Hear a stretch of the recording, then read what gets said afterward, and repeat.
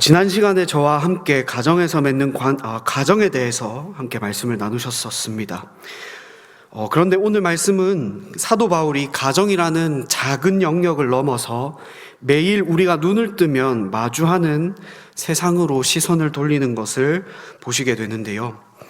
오늘 말씀을 본격적으로 들어가기 전에 이 역사적인 배경을 조금 설명을 드리면, 우리가 살고 있는 이 시대에는 인권과 평등을 정말로 중요하게 생각하는 시대입니다. 그런데 사도 바울이 편지를 기록했던 이 시대, 로마 시대는 철저하고 때로는 잔인한 주종 관계가 있었던 시대였습니다. 이 당시 역사적인 기록들을 제가 찾아본 걸 말씀을 드리면, 로마의 인구의 로마라는 그 나라의 인구 3분의 1 이상이 노예였다라는 기록이 있습니다. 심지어는 이 당시 노예라는 사람들은요, 법적으로 사람이 아니었습니다. 주인의 재산 중에 일부였고 말하는 도구로 취급을 받았던 존재들이 바로 노예였습니다. 이게 어떤 뜻이냐면요, 로마 시대에 조금 이름이 깁니다. 마르쿠스 테렌티우스 바로라는 법학자가 쓴 글을 보시면, 이 농업론이라는 글을 기술한 걸 보시면 3가지 농기구가 소개가 됩니다. 우리가 흔히 사용하는 낫, 쟁기와 같은 조용한 기구, 그리고 농사를 짓기 위해 부리는 짐승을 조금 말하는 도구, 그 다음에 말하는 도구로서의 노예가 있다라고 정할 만큼 이 당시 노예들이 가지고 있었던 인권이라고 말할 수 없는 처참한 상황이었습니다.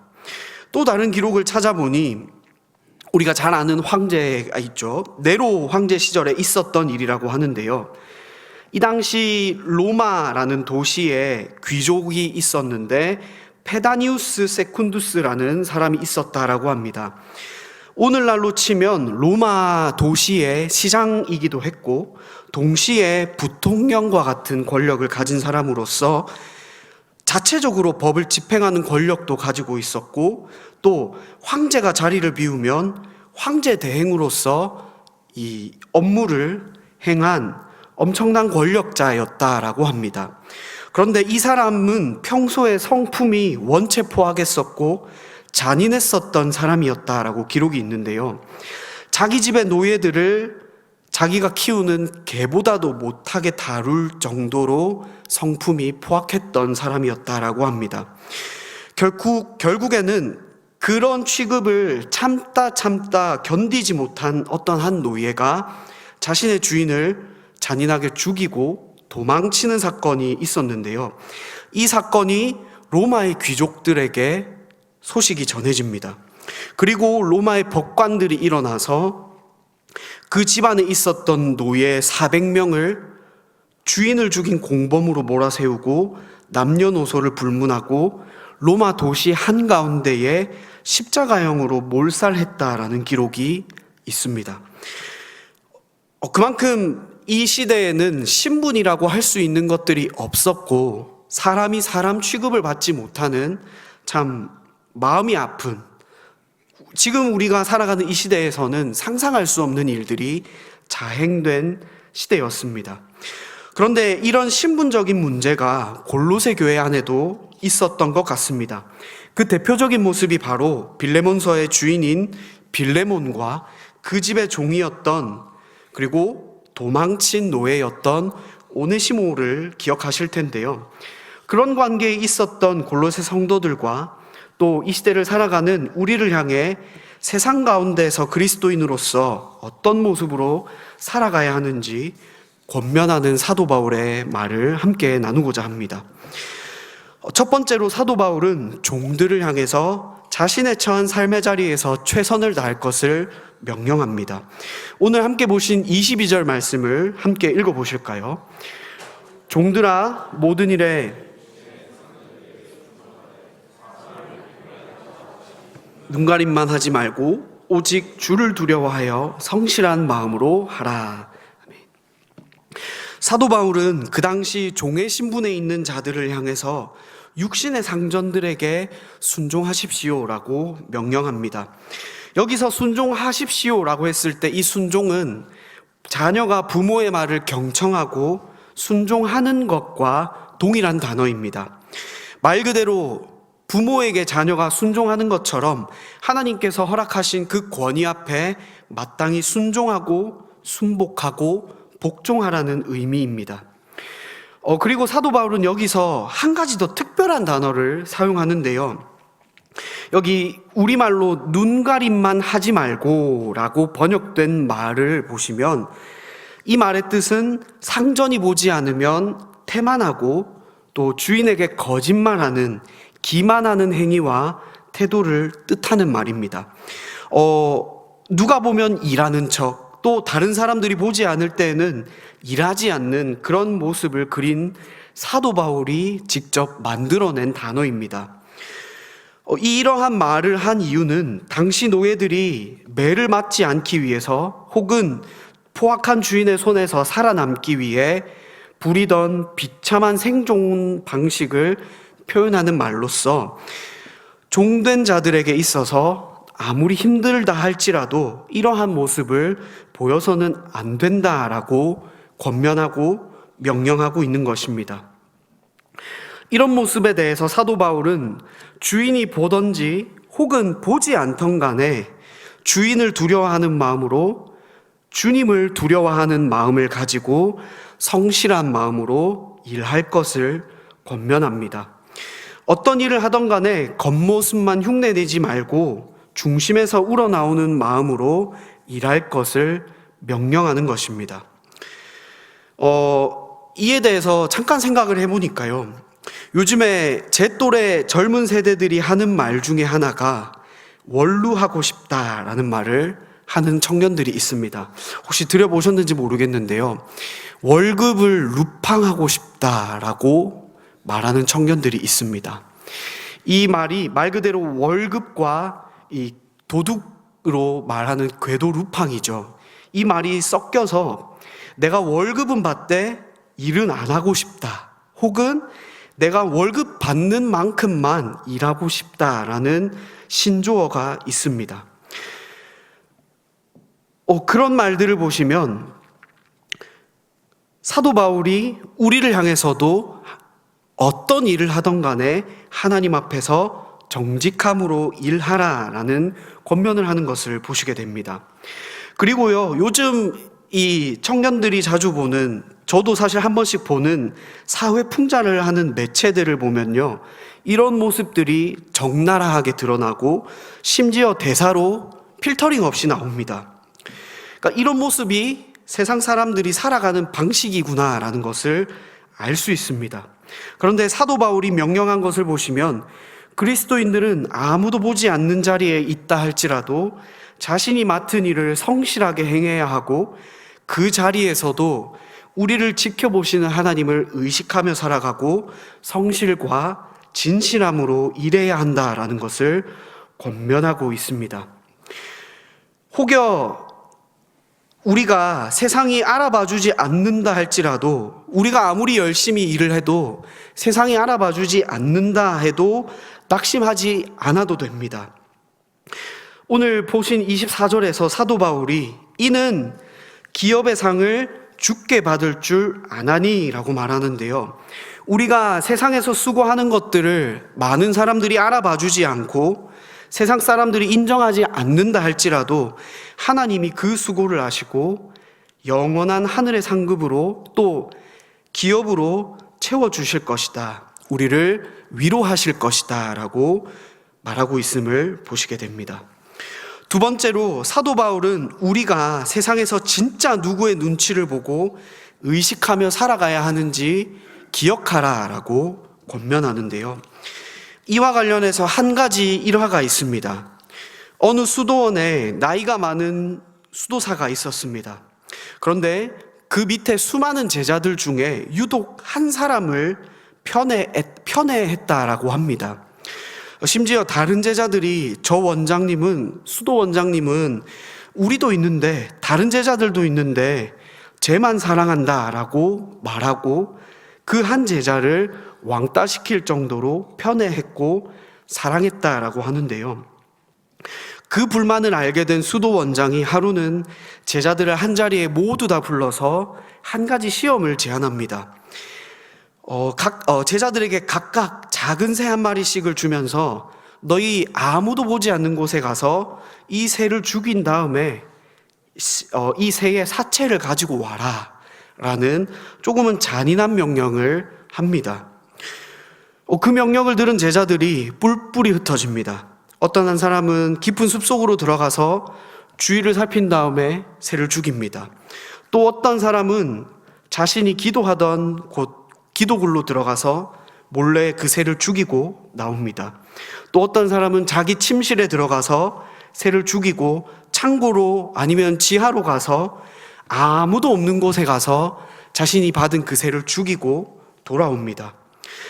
그런데 원장이 아끼던 그 제자만큼은 하루가 지나고 시간이 늦었는데도 불구하고 돌아오지 않다가 결국에는 울면서 그 새를 살아있는 채로 가지고 왔다 합니다.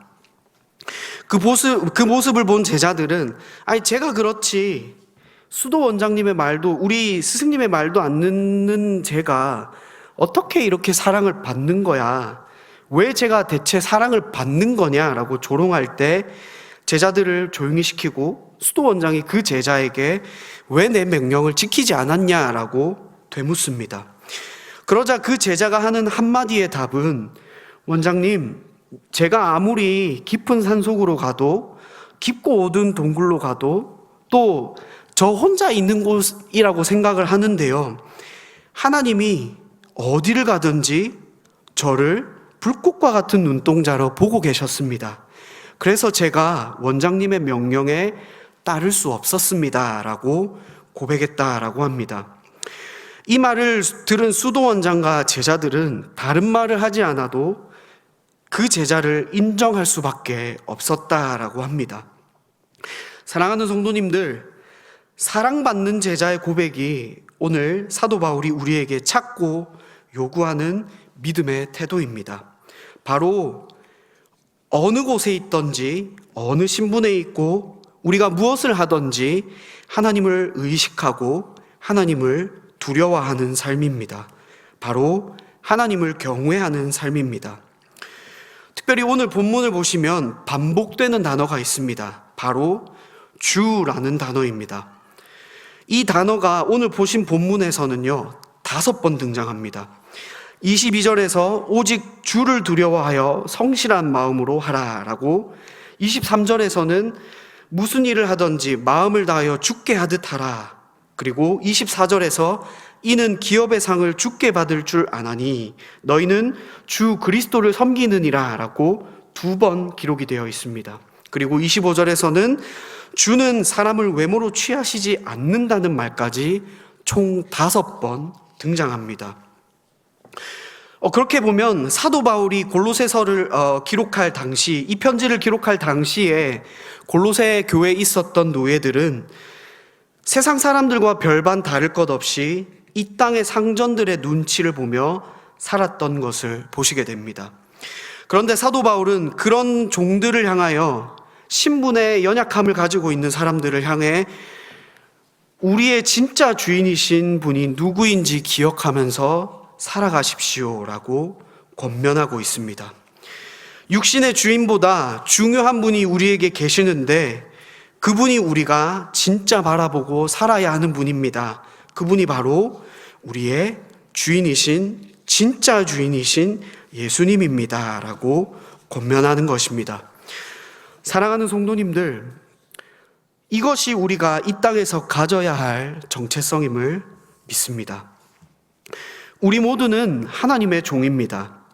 우리의 진짜 주인이신 예수님께서는 세상 사람들처럼, 세상에서 말하는 기준처럼 사람을 외모나 신분이나 학벌이나 재산 이런 것들로 취하시지 않고 중심을 보시는 분이십니다.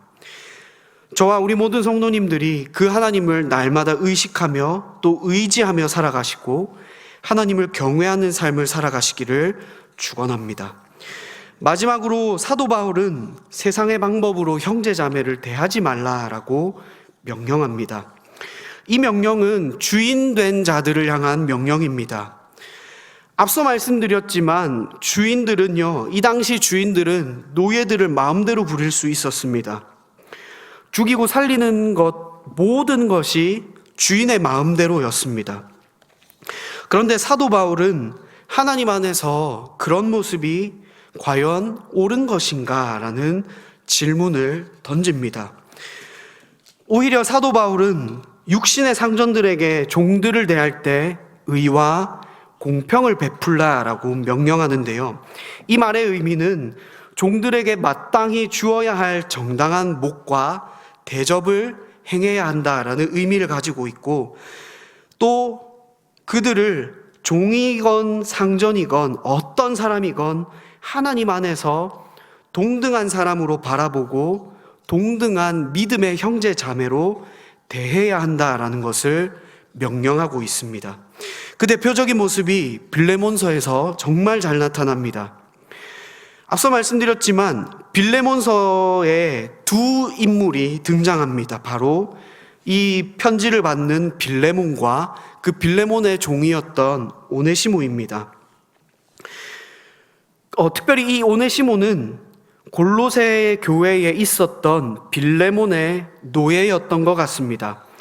왜 도망친 것인지는 성경에서 명확하게 나타나지는 않습니다만 빌레몬서 1장 18절 말씀을 보시면 사도 바울이 그가 만일 내게 불의를 하였거나 내게 빚진 것이 있으면 그것을 내 앞으로 계산하라 라는 말을 통해서 보신다면 아마도 이 오네시모가 빌레몬의 집의 재산을 함부로 탈취를 했거나 함부로 사용했고 그것이 들켜서 빌레몬이 함부로 할 수 없는 것으로 도망쳤다가 갇혔던 것 같습니다.